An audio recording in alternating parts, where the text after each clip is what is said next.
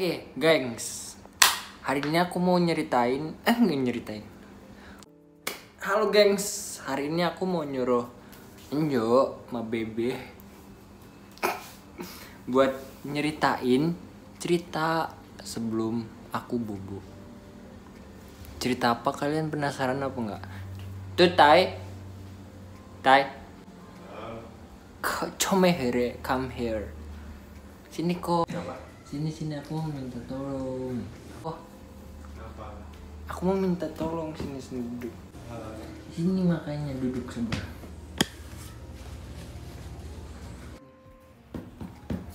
Yes. Nah, aku mau minta tolong dulu enggak? Apa?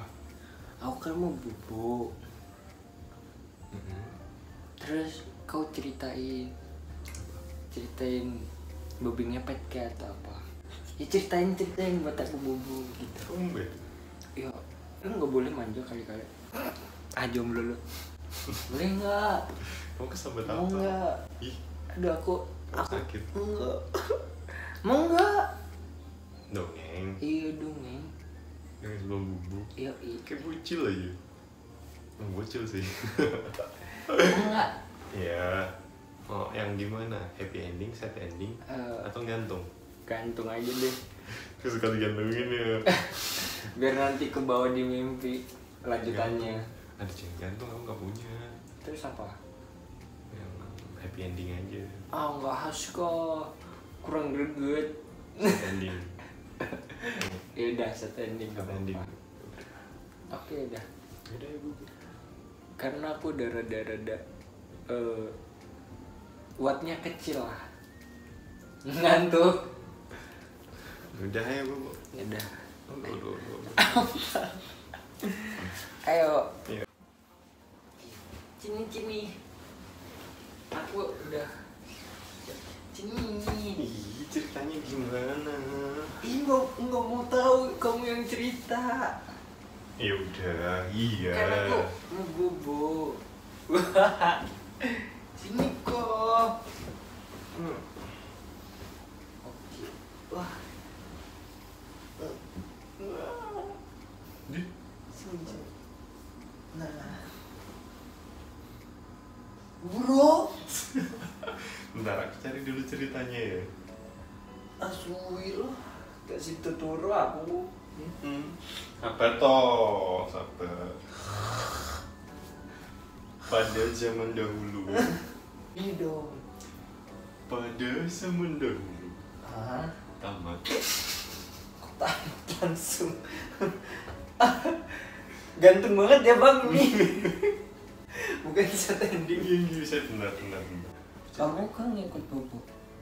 Kamu kan ngikut bobo. Itu teh aja yang bubu dulu. Aku belum ngantuk. Kamu mau ngapain kalau aku bobo? Ya nanti nyusul pasti paling juga di sampingmu terus kalau bubu. Iya kan? Aku gak percaya. Gak percaya gimana ya, sambung. Aku ceritain ya. Aku ceritain. Pada zaman dahulu. Ada pelangi. Pada zaman dahulu. Pada zaman dahulu. itu mulu. Pada zaman dahulu ada sebuah kisah nih ya. Sebuah kisah dari kesendirian seorang pemahat yang terluka akan sebuah namanya penantian. Kamu suka menanti nggak? Enggak. Nggak suka kan? Sama aku juga. Itu namanya siapa? Namanya Joko. Oke. Si Joko namanya. Dia ini hidupnya berpindah-pindah. Terus angin dijadikan arah, langit sebagai atap rumah, bumi dijadikan langkah untuk berpijak. Berarti gimana?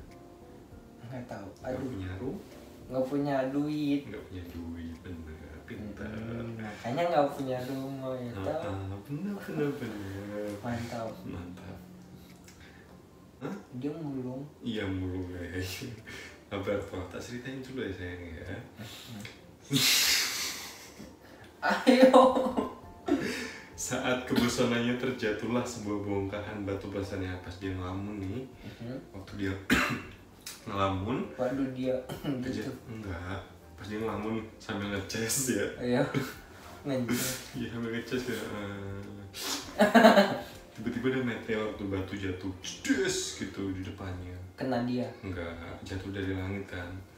Terus si Joko pun bingung lihat batu itu. Apakah dia akan memecahkan batu itu? Tidak. Tidak, ya. Tidak, Dora. Terus apakah dia akan memecahkan batu itu menjadi bongkahan-bongkahan kecil untuk membangun sebuah rumah? Atau memahat menjadi sebuah patung bidadari yang dia idamkan? Kan dia seorang pemahat kan tadi, si Joko ini. Ya kan? Dia memahat batu itu menjadi sebuah patung bidadari cantik yang sedang tersenyum. Wala. Jadi pahat tuh batunya tadi yang jatuh. Bodoh dia. Dia bodoh, akhirnya bikin rumah aja. Nggak tahu, mungkin dia pengen cewek.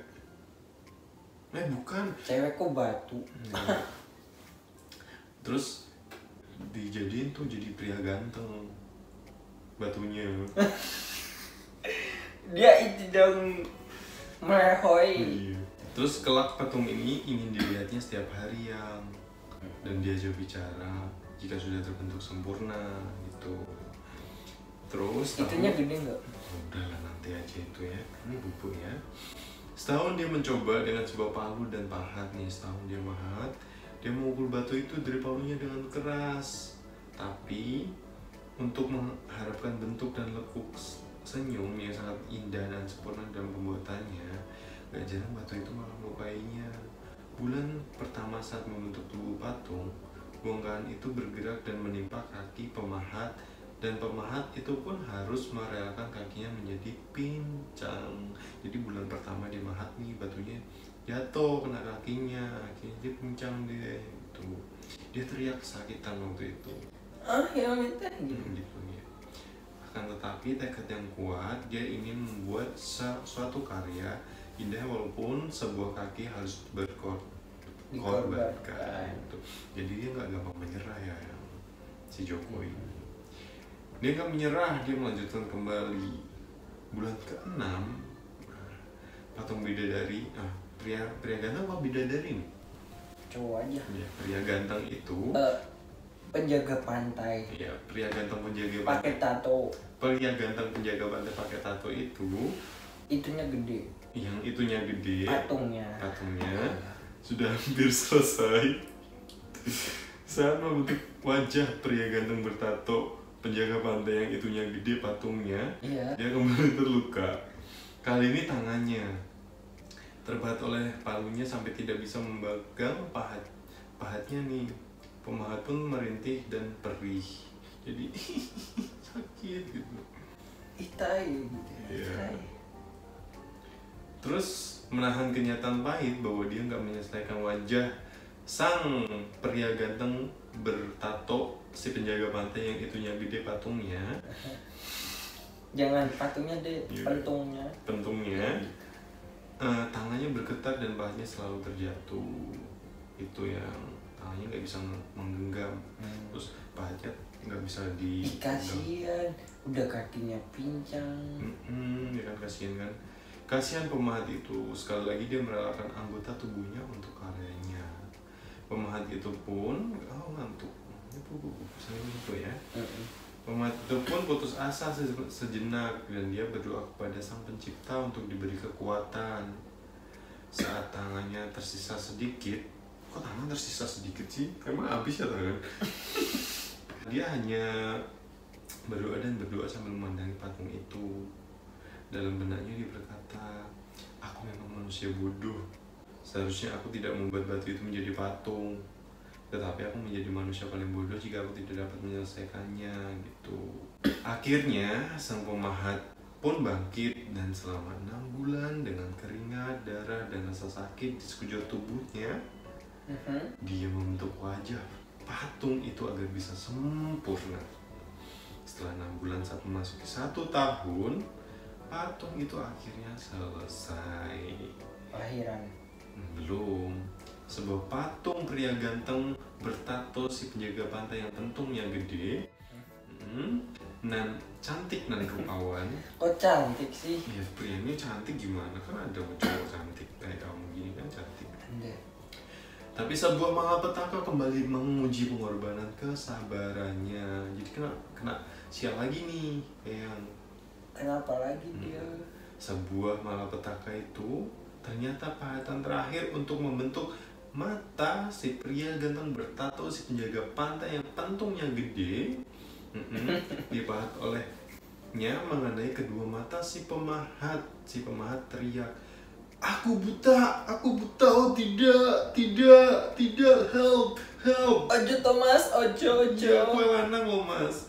Itu tragis saat pahatan terakhir dia tidak disempatkan untuk melihat patung pria ganteng bertato si penjaga pantai yang pentungnya gede itu. Matanya buta dan tidak bisa melihat selamanya. Menangislah pemahat itu, bukan menyesali keputusan membuat patung, tapi dia menangis karena dalam hidupnya dia tidak bisa melihat senyuman indah dari karyanya. Sang pemahat pun tersudut dalam pelukan patung itu. Waktu pun tiba, dia pun mengembuskan nyawanya dalam belahan patung ciptaannya. Ironis memang, sebuah ending yang pilu. Senyum patung itu terkubur dalam jasadnya.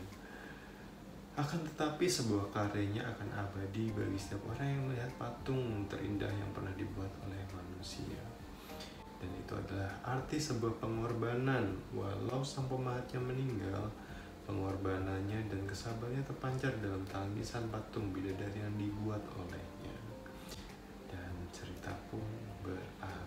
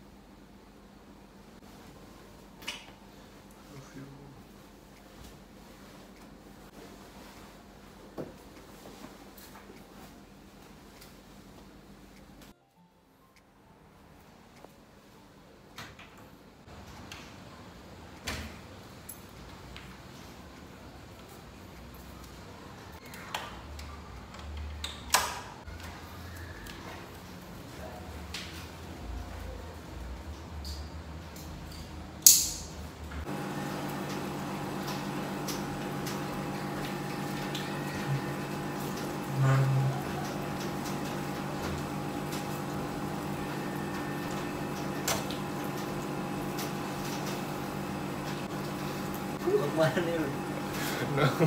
Kemana nih? Masuk. Masuk.